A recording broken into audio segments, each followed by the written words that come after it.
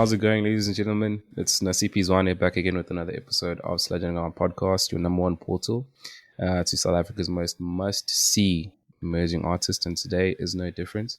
I've got Sonder the Africanime here with me for an incredible episode. There's a lot that we're going to be talking about, and I'm also going to be finding out from them as to how they actually went about getting a whopping, or rather over 12K, streams on Spotify. So, Sonder the Africanime, I'm really stoked to have you on the show. How have you been? How are you doing? Hi, NOCP. I'm doing fantastic. This is super cool. I've always wanted to be on Sludge Underground, so this is such an awesome opportunity. I didn't even know I have like 12K streams on Spotify. Like this is new stuff to me because I don't often like check like the numbers as much. So this is really cool. Why don't you check the numbers? My music is something more that I do for myself, and I kind of just share it with everyone. So numbers aren't really something that I really care much about. I just want people to listen to my music. That's it. Mm. Would you say most artists will tell you that, that is how it initially starts? It's more of a passion for them. And Yeah. then sometime down the line, it ends up becoming a thing where it's like there's no financial expectation, but it is nice to sort of earn from that. And in order to earn, I believe obviously the numbers need to be quite okay.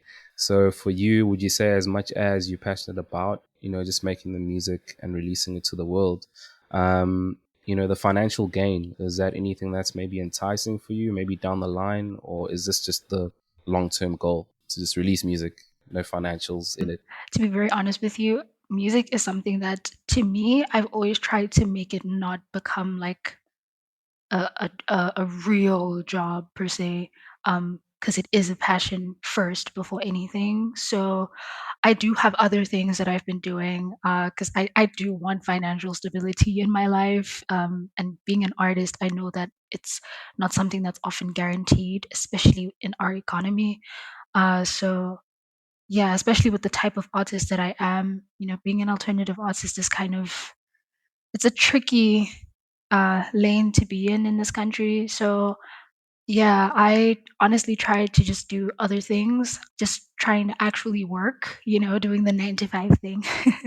I have a degree, so I try to use, other means to bring in about like my finances so that I can actually enjoy making my music and not feel like it's something that I need to survive, you know? I think it's very interesting, when we talk of, Sana the Africanime, you're looking at them being an artist, but at the same time, you're also looking at them being a graphic designer as well.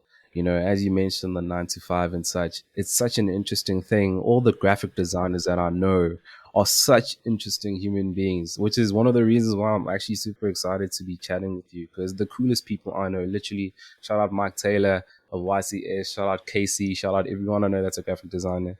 Why did you get into graphic design? And do you reckon it sort of works hand in hand, when it comes to you being an artist? So graphic design isn't like the only thing that I was doing because like right now, I'm about to start working in like marketing, and I feel like all of this goes hand in hand, and it does help me as an artist as well. Because I wanted to become a graphic designer solely because I loved album art and like cover art and stuff, and I found it really important to the music as well. You need to be able to kind of convey a story and communicate something when it comes to the visual aspect of yourself as an artist.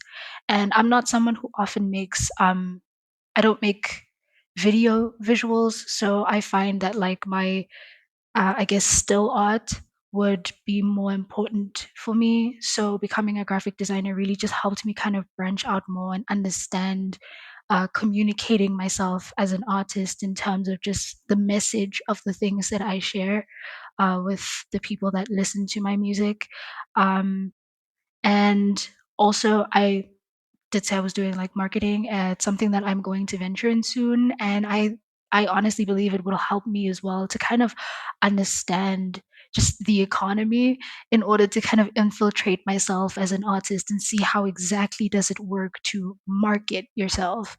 I believe that it will work to my advantage, and it's kind of fun because I get to learn more and I get to be more than just an artist. I get to actually have a say and actually take charge of the stuff that I do because I am an independent artist, and being an independent artist means that you have to do everything, you know. So it would be great if I'm actually educated in everything, so I know exactly how to do it. That is very beautiful. And I feel like the field that you're getting into, it being marketing, it's very important. I was listening to a podcast recently about growth. And one of the most important things that they said was it's no longer about how talented you are or how good you are, Mm, but rather about how good your marketing is and how good you are at social media and all that. You could be the most amazing singer, the most amazing artist, but if your marketing is shit, yeah.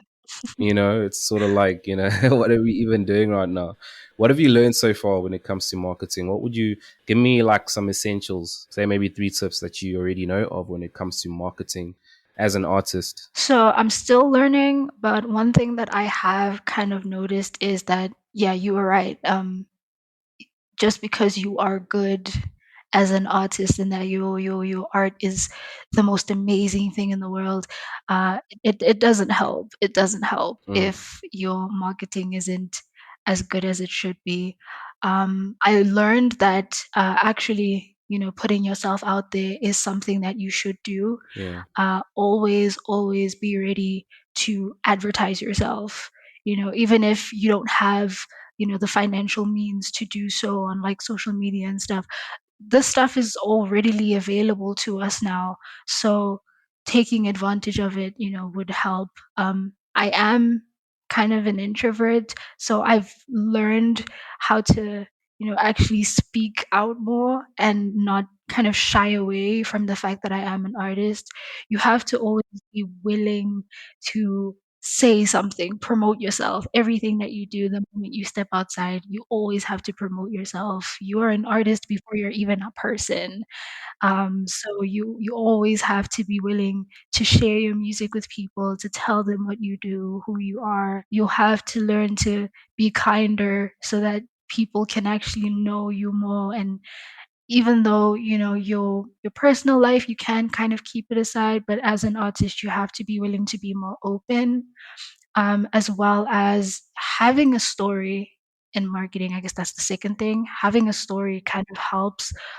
Always be willing to share and convey a certain message. For me, I always found that I appeal more to teens and people who are kind of alternative like me, people who've always been considered, like the strange or eccentric, creative. I found that those are the people that mostly listen to my music, which kind of helps because I'm like them. So it's easy to relate to them in my songs, and the experiences that I have are very similar, so they can actually relate to the stuff that I do. So it's mostly just your demographic and your target audience. You need to know who you make your music for and stay consistent in what you do.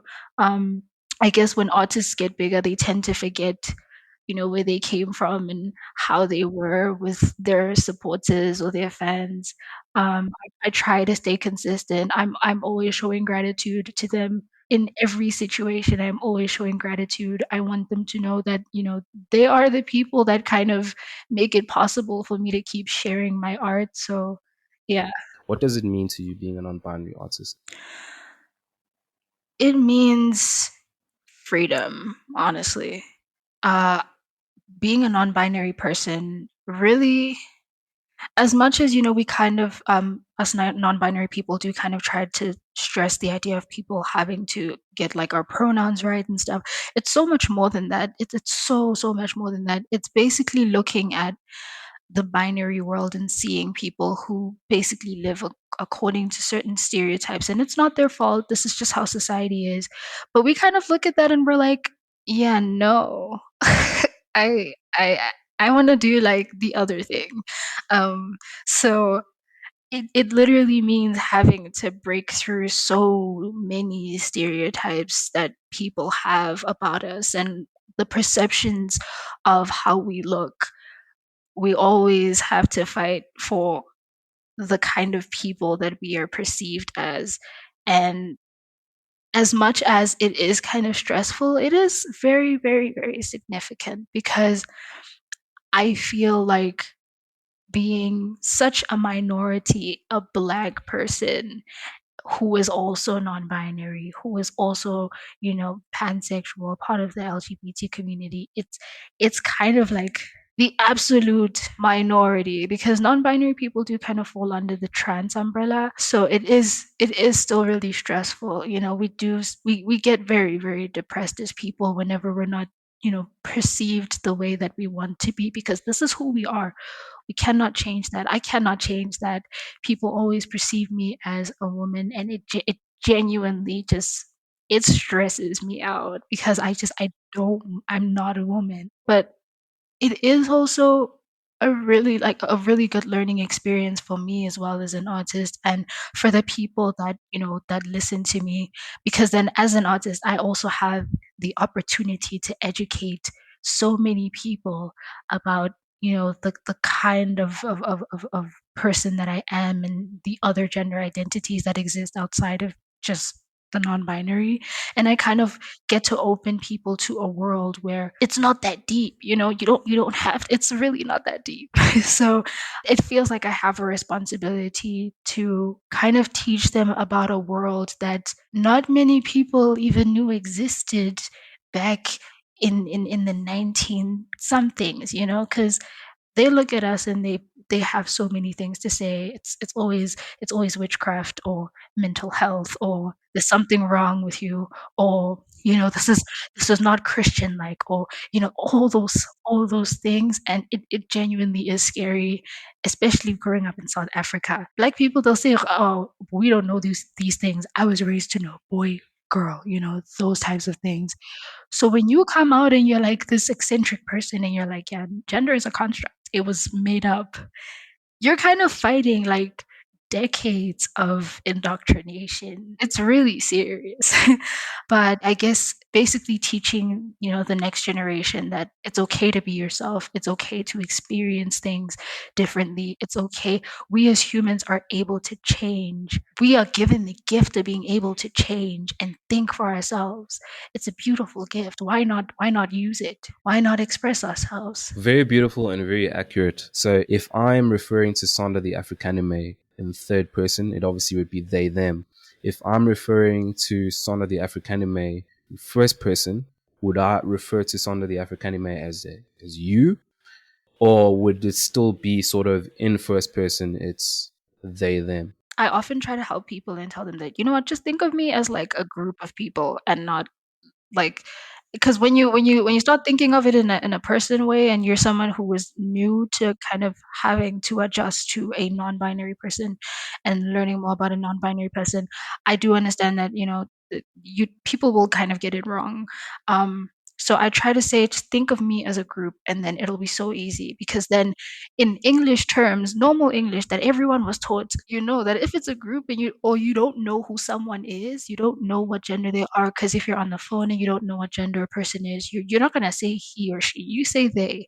I don't know who they are, but yeah, I kind of try to use that to kind of help them Mm. understand. No, that is very, very beautiful. Listen, I've thoroughly enjoyed this conversation and I want for us to continue. No, I'm absolutely enjoying this. This is honestly one of the best interviews I've ever had. Like, I'm not gonna lie. I'm thoroughly enjoying it too. This is so much fun. It feels like a conversation. Yeah. It's flowing. I like this. Listen, we are family now, so we here.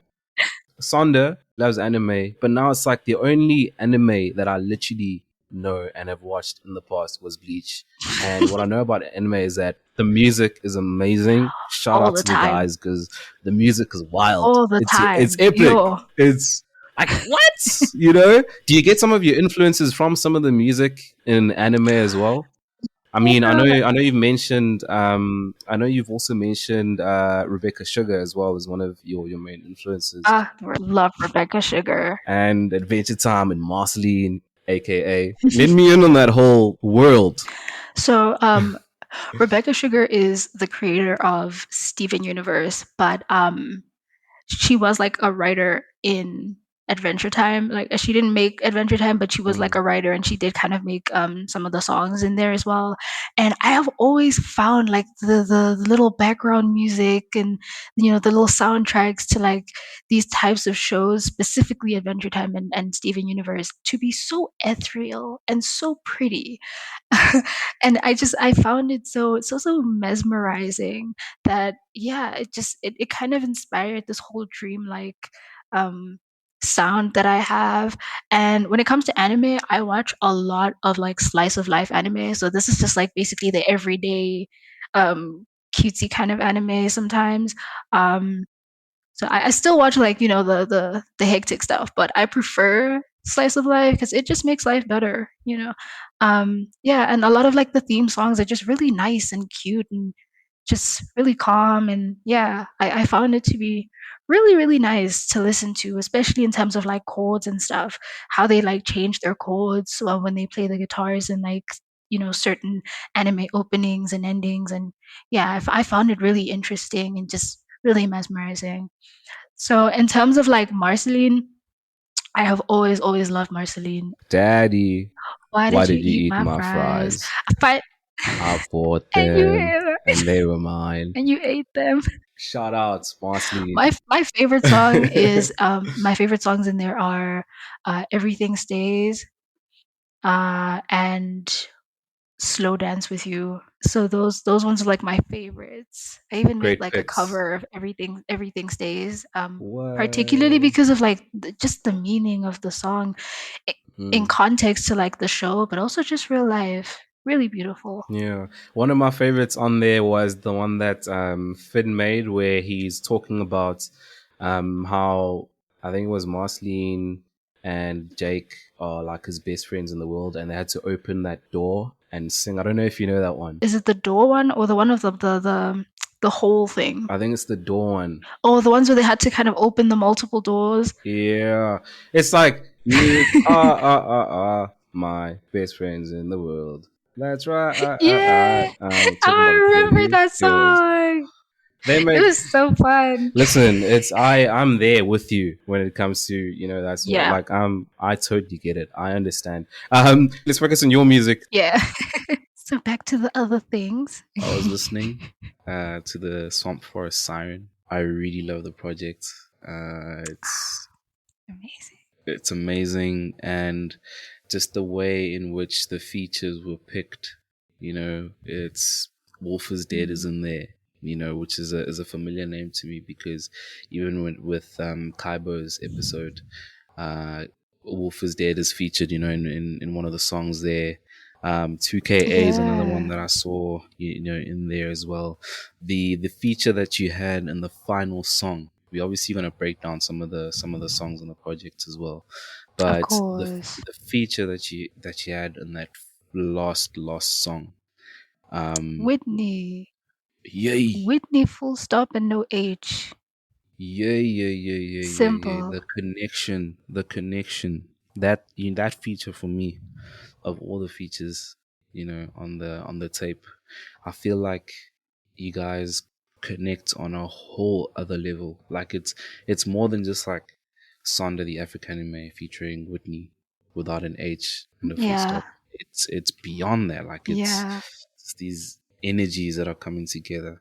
So I like to find out in terms of, what is your process when it comes to finding the right sort of collaborator or the right person to collaborate with, especially, in looking at the project itself. What was the whole process behind that? Um I don't quite remember how specifically I went about like picking the people that were a part of the album, but these are people that I have really good vibes with. They're good people and great artists, great artists. They respect their craft so much. They take time in everything that they do. And I only work with people that have as much passion in their work and are good at their work as well. Um, so I've known these people. These are people that I used to like hear their music and think, "Oh my god, these people are so amazing. If I could work with them, it would be so amazing." And Mm, then actually working with them and then finding out that they've also like have been wanting to work with me, and I'm like, "Oh, this is amazing. This is so cool." and we become mutuals, and some of them we've met through connections of other people, and it's really nice. I find what makes it that much more incredible as well is the fact that this is a mutual sort of respect, that's there between both arts, between both yourselves and, the features that you have on when you say that they also wanted to work with you. It's not like you're reaching out to them, wanting to work with them, and, like maybe they weren't there. There's like that mutual sort of respect that's there. And I think that just adds to the entire experience. I want us to sort of shuffle the project.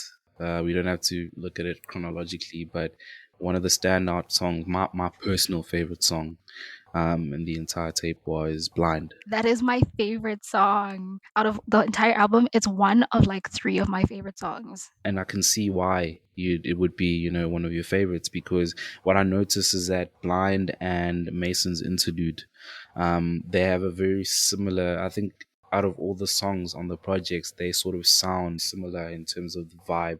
I think what I love about Blind is the fact that it's, just a nice sort of acoustic vibe, just the guitar, the vocals, Yeah. it's beautiful. It's sort of almost like stripped back. Walk me through the process of making Blind. What was going through your mind and such? So I record everything in my bedroom, which is where I am right now, my most comfortable What? space. It is the most comfortable space ever. Yeah, I record everything in my bedroom, uh, No because ways. I used to record in like studios when I was younger, but then I found that in my bedroom is where my actual voice comes out Oh because wow. I'm so comfortable, I'm so comfy. I don't have to I don't have that pressure of having to like impress people that are watching me. I can just do whatever it is that my voice wants me to do. Um and yeah, and I was just chilling, and I was playing with my guitar, and then I just found myself recording it like an actual thing. I did not mix and master that song actually. I No. just recorded the vocals. No, get out of here. I swear on my life, because I lost the USB that had all my like stuff. So I had just like the version that was yet to be finished. But then in my mind I was like, you know what? It's fine as it is. Hmm. So I was recording it because my bed is next to my window, and the birds were Hmm. just chirping. It was summer, my windows were open, it was a calm day, and yeah, I just recorded the vocals, and at first I was like, "These damn birds," but then I was like, "No, no, actually, this is good. Yeah. This this is the energy that I am with right now, this is how I feel right Hmm. now. These birds are doing me a favor, Hmm. and I'm gonna let them chirp into my song Yeah. because we are one." Me Exactly. and And I mean, it's not a swamp forest without, the nature, birds and Exactly. such. They add to that whole vibe. It's such a brilliant song, and I love the fact that it was very, as I say, I feel like it's sort of like stripped back, and it's even finding out that the process of making the song was just literally, no mixing, no mastering, just literally recording one with nature. It's absolutely brilliant. You killed it. You executed it well. It's actually a stark contrast when you're looking at Midnight, because Midnight, like one of the things that stood out for me was it's very, the drums in that track, from what I remember listening to it, they sort of very much in your face, you know. Yeah. Was that planned? In what capacity does 2KA feature in that song? So TK was basically on drums for the song. Because when we talked about it, I was like, dude, I have always wanted, because I'm goth before anyone ever, just to add on. And it's very important for this particular song, Yeah, because the song is actually a lot more significant than people might even think it is. yeah, So Midnight is about a specific woman, and she was a really good friend of mine. She was a good person. The way that she presented herself is the way that I was afraid to present myself when I was young, because she was like very gothic, and she was really cool, and she had all this makeup, and she did whatever she wanted to do, and I just thought it was super cool, and I didn't think I could actually even get to know her, but I eventually did. And I wrote the song, and I made the song, and I even told her, I was like, "I'm going to write a song about you one day. I'm going to write a song about you one day." But unfortunately, she passed away this year, so she couldn't even hear the song. For confidentiality's sake, I won't say her name because her family and yeah, but she was a very very significant person in my life because the way that I present myself is the way that she used to present herself, if not more. And I used to find her really inspiring just as a person. She just did whatever she wanted and she was free. And back then, at some point, she used to call herself Nightfall. I think those that know who she is will know exactly what I'm talking about. They'll know who I'm talking about. She used to call herself Nightfall, like back then, and that's why the song has like these drums that are just like really, just very rock and roll and just very gothic. Even the tone of the song is just really dark and mysterious. My voice is very distant. It sounds like you're talking from a distance. I wanted it to give like night kind of energy, like Halloween. That was one of the favorite songs out of the three that I was talking about, particularly because yeah, when I approached Dukao, I was telling him that hey, I've always wanted to make a song with drums, but like I don't have drums. And he lives in LA, so he was there still, and we had to like figure out a way to make the song because I was telling him, I was like, hey dude, I need your drums. I would love your drums. And he was like, yeah, no, I've always wanted to do this. Like, let's do it. Because he also wanted to like dabble into making a song that's a little bit more alternative vibe. Because he's more of a very like rap, old school rap kind of guy, but he does play drums. So this was an experiment for both of us that we successfully orchestrated. When we were making the song, I recorded like the guitar, and then he just like figured out the drums, did the drums, sent them to me, and we put them together, did the vocals. But then I lost the entire song. Everything was in that USB. I made a very dumb decision to put my entire life in that USB. How did you lose it? It just broke. What?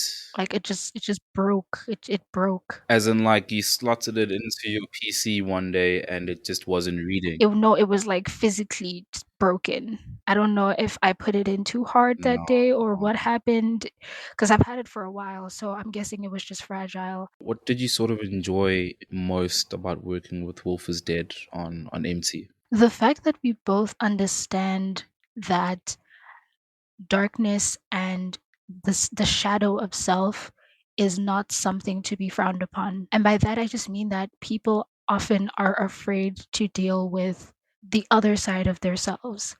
People often try to show a very happy and just this facade of just always being happy. And whenever they have to deal with things like sadness and grief and death and just anger and all the other feelings that are also equally important to your development as a human being, they often frown upon it, or they try to dissociate and detach themselves from these emotions, which is something that I unfortunately back then used to do, but it was not even intentional. It was just something that my body used to do as a defense mechanism. So once I started feeling and allowing myself to feel these things, I realized that these feelings are very important. And Wolf does that too. He also shows that in his music a lot, which is something that I admired him for. There's another song we have too called Paranoia, which is on SoundCloud.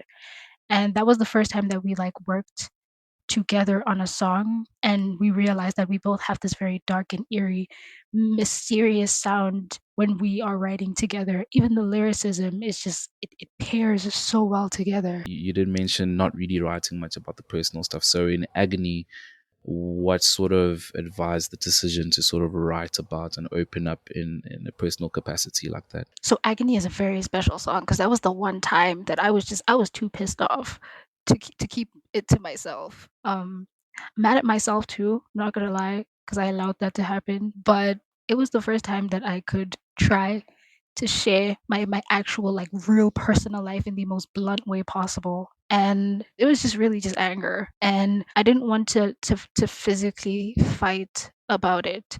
So I just after that situation ended, I just wrote about it then. Yeah, no, it's absolutely, it's one of my faves, obviously in the tape as well. I wanted to touch on on two more songs. I want to leave the Whitney one last, but looking at now sort of Mason's interlude, it's Moment that you featured on there. Yeah, yeah, it's Moment. This is one of the reasons why I love the project so much. It's the way that you picked your features. You picked really people that are really dope at what they do. I have never heard anyone that sounds like Moment. Is that what helped like the decision in sort of featuring Moment on there? I used to like stand Moment like in the background. He was just that artist that I was like, yo, if I ever make a song with this guy, I would die. I would literally just, yo, I would die. I don't think he understands how good he is as an artist.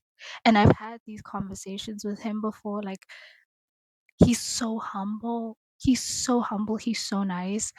All the people that I talk to, all the artists I've worked with, even Wolf and Whitney and 2K, like they're just so humble and so nice with their talent. And I guess even myself, I tend to be like that as well. But yeah, he does not understand that like he's different. Like he's very different. Cause even when we were making the song, like the production, he's also part of the production of the song. So he's part he added like certain things, the little ambient vibes, the synths a bit. He added those parts with his keyboard. And yo, when I heard it, when he sent it back to me after we were done like fixing up everything, I was like, what the fuck? Oh my god. The thing is, I won't lie, the technicalities of collaborating is the most stressful thing. I feel like that's a conversation I need to squeeze in because it took forever to finish the song. And that's because I know myself. I I tend to work fast when it comes to my music. I'm learning to be patient because not every person is able to do things in a certain way. Everyone has their own processes because I've had, these types of situations where I would collaborate with people and they would send me the songs like this song we were supposed to do it last year and it only came back like now, and I had to be so patient because I know myself, I'm very strict with time. But yeah, they do have their own processes and it is always worth it. It was worth the wait, because he's such a perfectionist with his craft. He's such a perfectionist. He was like, no, I still need to add this. No, I feel like this is wrong. I need to fix this. I need to pick this up a little bit. I need to sort out this and this. And there are so many terms in my music production and things that I do that I don't even know. I just press buttons sometimes and hope that it works out for me. So he was like very technical with it. He was like, no, I need to fix this and this. And I'm like, yeah, okay, whatever that is. Okay, yeah. And Yeah. and there were times where he'd even kind of be like stressed out, like, dude, like I had a feeling like he was worried, like how have I survived this long as a musician, not knowing certain things Yeah. when it comes to music production. And I just wing it like most of the times. I just Mm, I just do whatever my heart feels right. But he yeah. was he was so particular with his craft, and it was such a respectable thing to see him do as well. Because seeing how much he cares about making sure that the song was perfect, because even the production wise, I would say it was one of the songs that had really good production. Because I was also kind of pushed to be like, hey, no, let me get my shit together too, like Mm, mm. let me let me try to do something good with this as well, put in my skills a bit. Yeah, so it was a wonderful experience. It most definitely is. Like for me, top two in the whole tape. Obviously, Blind and Mason's interlude. Who's Mason? I don't even know if that's his real name. There was a time where he said, I don't, that's not his real name. It was his, or maybe it is. I should go ask him. He has this handle on Instagram that's just, it's written Mason. And I just assumed that that was his name. And I was like, all right, Mason's Interlude. It sounds nice, the name. Does. So I'm going to take it. Yeah, 100%. And what I really love is this pattern where Sonder is learning about, learning and taking different things, from the artists they collaborate with on this tape. You mentioned similarities in what, you and Wolf is Dead sort of do, embracing that darkness, and accepting the way it is. And obviously with Moment, and how just professional and how like pedantic he is as an artist, and learning all these new phrases of the stuff that he needs to do.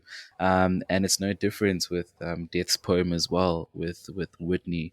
But Whitney sounds so mature. That's like one of Yo, the things that I picked up. It's like, it's incredible. What did you sort of learn from Whitney as an artist?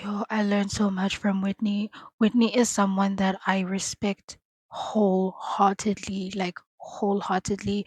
Whitney is the most free, most embracing, most wonderful person I have ever encountered in my entire life. If you've ever seen Whitney perform live, everyone knows that it is an out of body experience. Whitney is like a goddess in real life. Like it's insane.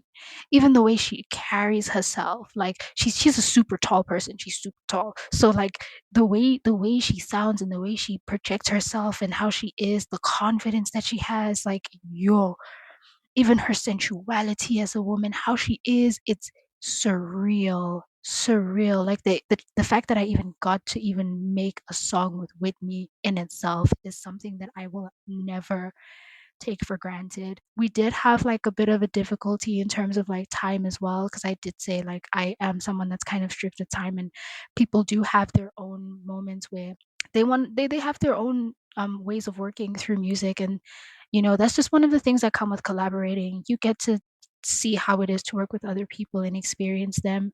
And she was someone that just she works on her music when her spirit calls her to work on the music. Like she doesn't just do it. And she's so poetic too, which is something that I admired because I do love I respect lyricism. It's something that's very important, especially poetry. Poetry is such a beautiful craft. And she's so poetic. It was a wonderful experience. More so that we both got to tackle a feeling that we both tended to fight with in our own personal lives. So when I wrote the song, if it was supposed to just be me, because I wrote this song in order to kind of tackle the idea of death, but more so suicide in the most honest way. It was something that I wanted to kind of have a conversation with myself about in my mind and kind of understand the feelings that I tend to have as a person, as well as just how society greatly influences how people who have these suicidal thoughts tend to feel. It was something that I honestly felt was something I needed to tackle in a musical way as well. So when I made the song, it was just my song alone. But then I've always wanted to work with Whitney, and I thought that, you know what, I feel like this is something that she would understand and also want to write something about. And thankfully she did. She wanted to work on this with me, and she added her own thing. It was so perfect how she was like the start of the song, cuz she kind of led the song into the lyrics that I had in the second verse, cuz I removed my entire first verse to give her that space to kind of flow into my verses, and it was done perfectly. And even her harmonies, there were times where I was like, wait, is this me or her? Like it was perfect. I've never met someone who vocally we just meshed so well.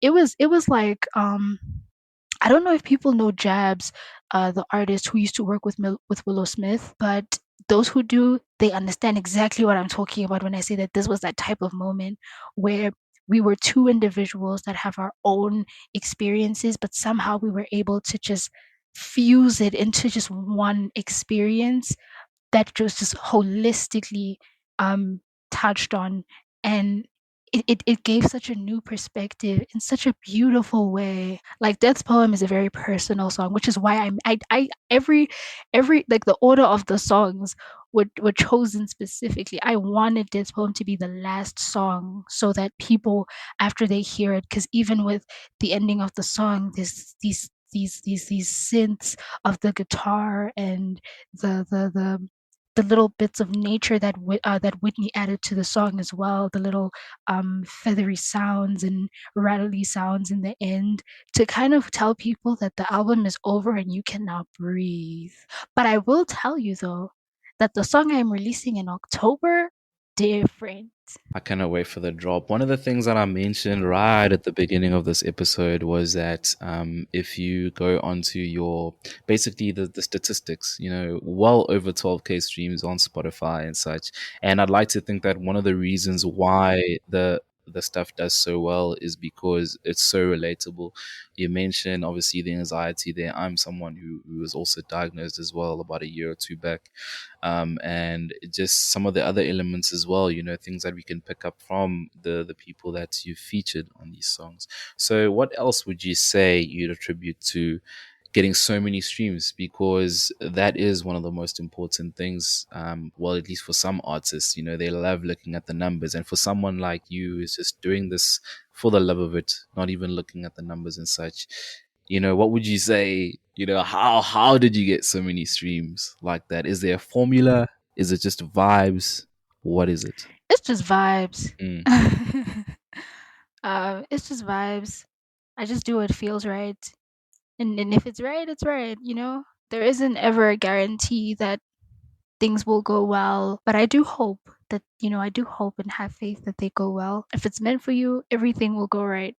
That's something that I tend to tell myself, even with like my own other personal experiences. That if something is meant to happen, it will happen, and if it's not, it's just it's just the door that's closing to show you where the right door is.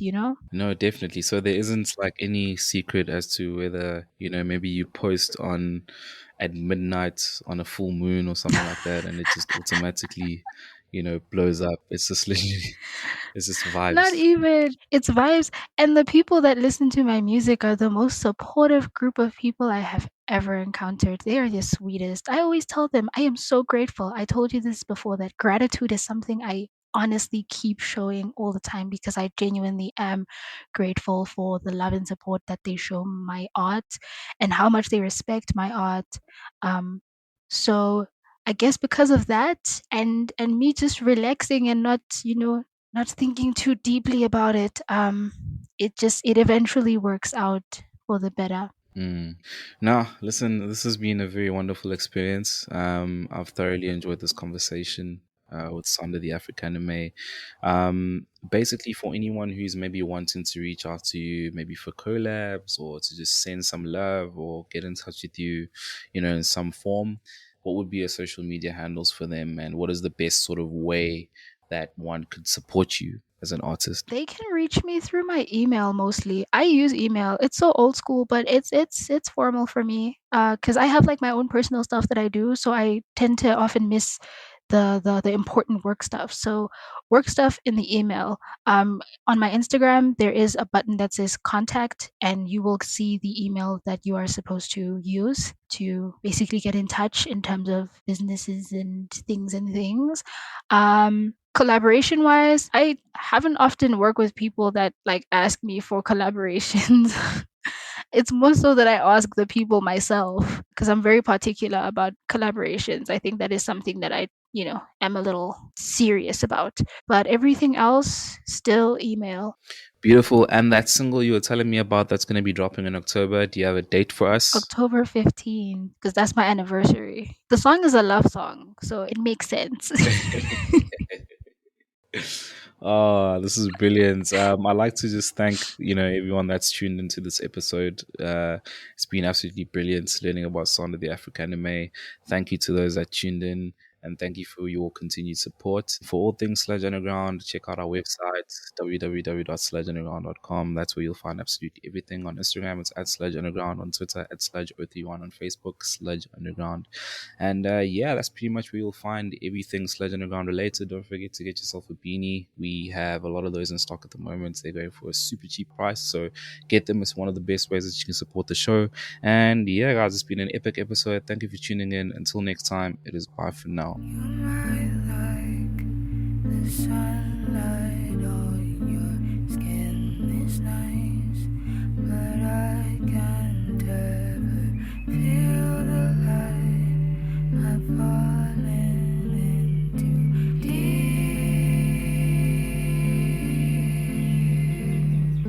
sea.